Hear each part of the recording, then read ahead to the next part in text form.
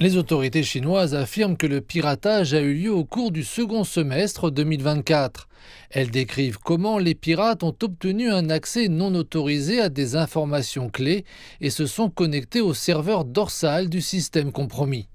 Des infections par chevaux de Troie se sont propagées, des informations commerciales critiques et des fichiers de propriété intellectuelle ont alors été subtilisés.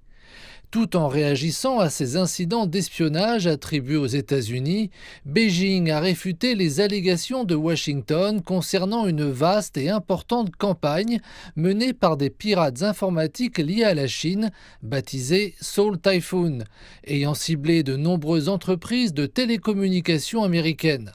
Des accusations rejetées par la Chine qui les qualifie de mensongères. Le traçage des cyberattaques est un enjeu technologique majeur, mais il n'existe ni norme unifiée ni consensus. Cependant, le fait est que des agences américaines de renseignement se livrent depuis longtemps à une surveillance de masse de la population américaine en vertu de lois américaines comme le Patriot Act. Le piratage présumé s'avère être le fait d'agences américaines de renseignement demandant à des entreprises de télécommunications de mettre en place des portes dérobées, mais les données de surveillance ont fait l'objet d'une fuite. Ce type d'argument fallacieux de la part des États-Unis n'est pas une première. L'année dernière, plusieurs rapports d'agences chinoises de cybersécurité ont également fait état d'accusations américaines similaires concernant une campagne chinoise baptisée Vol Typhoon, dénoncée par l'enquête comme une mascarade politique.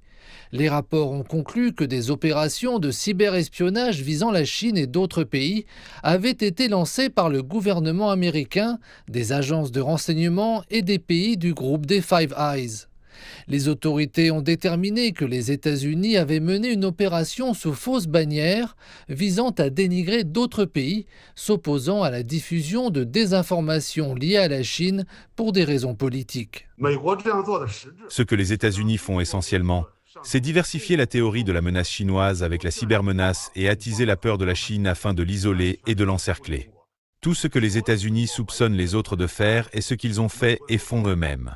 Beijing a fait part de ses préoccupations à Washington concernant ces cyberattaques à long terme systématiques et à grande échelle contre les infrastructures critiques chinoises telles que les télécommunications et les transports.